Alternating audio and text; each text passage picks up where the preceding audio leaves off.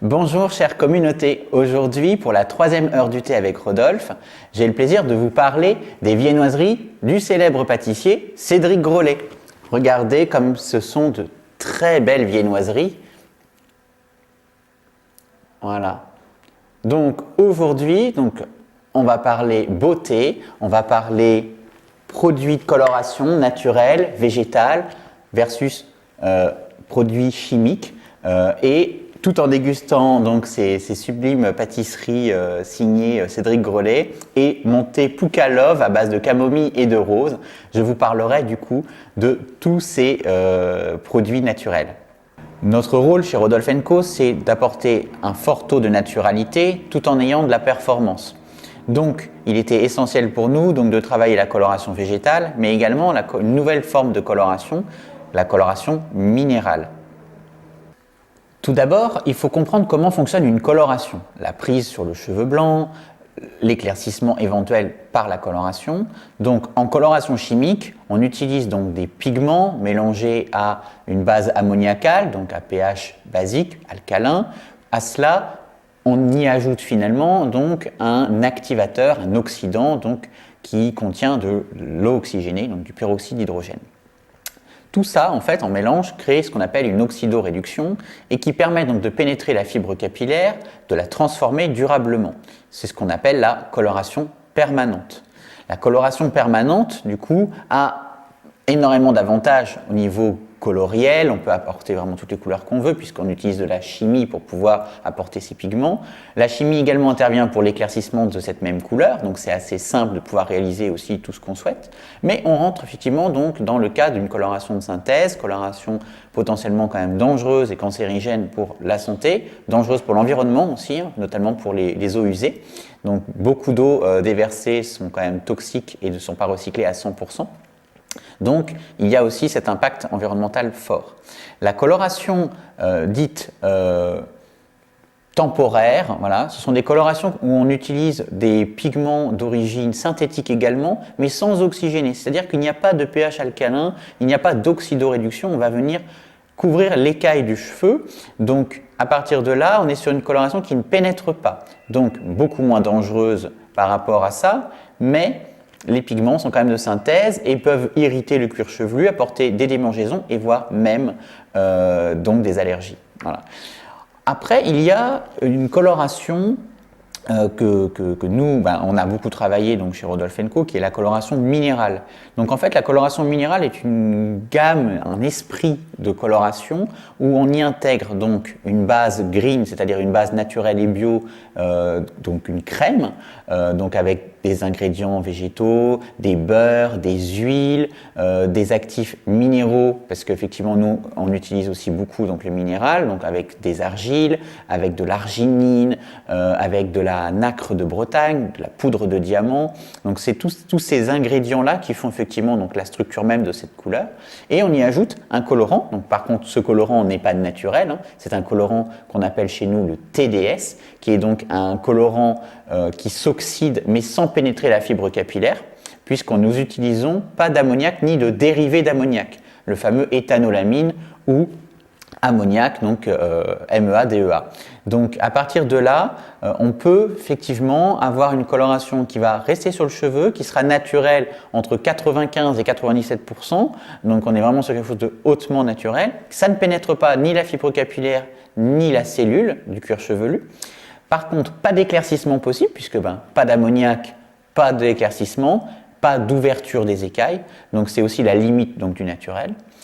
Et enfin, nous avons la coloration végétale, donc la coloration végétale qui agit exactement de la même façon que la coloration minérale, sauf qu'au lieu d'être des pigments de synthèse et une base de coloration crémeuse, naturelle et biologique, on va uniquement utiliser des poudres tinctoriales de plantes, donc plantes tinctoriales, plantes médicinales, officinales, de soins, qu'on va broyer à 150 microns et qu'on va rajouter donc une substance liquide, donc de l'eau pour ce qui est effectivement de la coloration Infused Colors, et on va rajouter de l'hydrogel. Donc c'est un produit chez nous qui va booster l'efficacité de la couleur. Hydrogel qui est une base marine, minérale, qui est également certifiée bio par EcoCert. Le tout va créer en fait une sorte de crème cataplasmique qui du coup sur le cheveu va apporter un pigment plus ou moins fort en fonction du temps de pose, en fonction de la température de l'eau. On aura l'occasion d'en reparler dans les semaines à venir dans d'autres tutoriels heure du thé. Il est clair que les différences vraiment entre ces trois colorations, c'est vraiment le résultat. Le résultat sera différent, le temps de pose est différent, mais également la demande de nos clients. Puisqu'effectivement, en coloration minérale, vous pouvez avoir des résultats en 40 minutes d'une personne à la fois blonde, d'une personne qui pourrait vouloir être cuivrée, d'être châtain foncé, noir. Donc on peut vraiment tout créer en minéral et dans 40 minutes. Donc c'est très structuré. Le végétal, ça va de 30 minutes à 2 heures à peu près, en fonction des demandes des clients et aussi de la récurrence de leur passage en salon. Puisque effectivement, c'est dans le diagnostic du professionnel, il faut aussi savoir orienter donc les clients en fonction donc de leurs besoins, puis aussi de la récurrence de leur passage.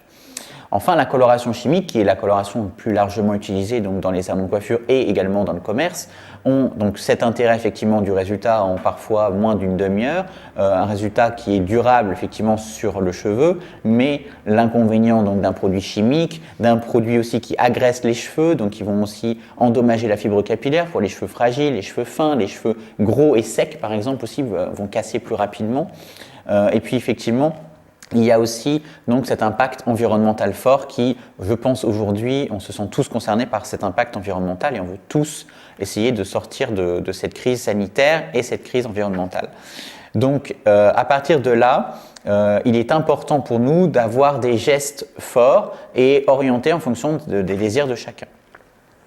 Enfin, pour prendre l'exemple donc de mon salon de coiffure, ce que nous on fait lors de nos diagnostics, on travaille sur l'approche donc avec le client de ce qu'il désire comme résultat. En fonction s'il veut un résultat plutôt chaud, plutôt froid, plutôt permanent, plutôt semi-permanent, si la personne est prête à patienter pendant 1 heure, 1 heure et demie, ou si elle est plutôt pressée, on va orienter donc le diagnostic sur plus ou moins 1 ou 2 gammes, donc soit Mineral Colors, donc notre coloration minérale Rodolphe & Co, ou alors Infused Colors, qui est la coloration infusée, donc végétale, infusée avec notre hydrogel et de l'eau chaude.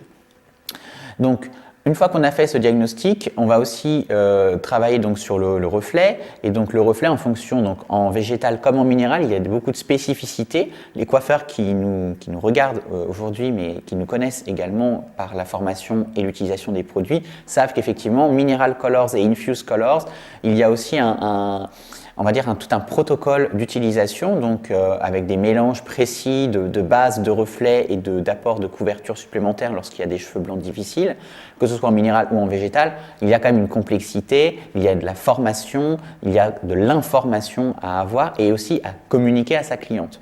Une cliente qui vient pour la première fois dans votre salon et vous lui dites qu'elle va ressortir en 2 heures exactement comme la couleur L'Oréal qu'elle avait 2 mois avant chez un confrère, c'est pas forcément possible. Voilà, puisqu'effectivement ce ne sont pas les mêmes produits, ce ne sont pas les mêmes colorants, ce ne sont pas les mêmes utilisations. Donc même si cette couleur lui plaisait beaucoup, il faut aussi la réorienter avec justement le produit que vous aurez choisi. Voilà. Donc le diagnostic est quelque chose de très important. C'est quelque chose qu'on parlera aussi dans d'autres tutoriels parce qu'effectivement c'est le diagnostic, on dit souvent, c'est 50% de la réussite du résultat, du produit de service en salon. Et je pense qu'effectivement c'est quelque chose qu'on en reparlera et on fera notamment une entrevue avec Isabelle, notre directrice du salon de Paris Opéra, qui justement nous parlera de son approche beauté et de diagnostic puisqu'elle est experte donc, dans cette approche.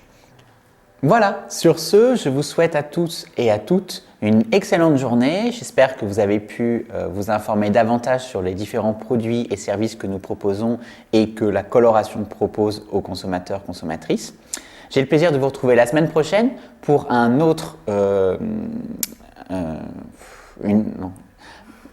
pour une autre heure du thé avec Rodolphe sur le thème de la coloration minérale. On va vraiment chercher vraiment loin donc, les différences entre la coloration minérale et les autres colorations, notamment sur le plan plutôt scientifique, les ingrédients, pourquoi on a utilisé tels et tels ingrédients. Donc on va parler un petit peu chimie pour démocratiser et vous expliquer voilà, en toute simplicité pourquoi Mineral Colors. Voilà. Donc c'était un plaisir, merci, je vous embrasse, à bientôt, à la semaine prochaine.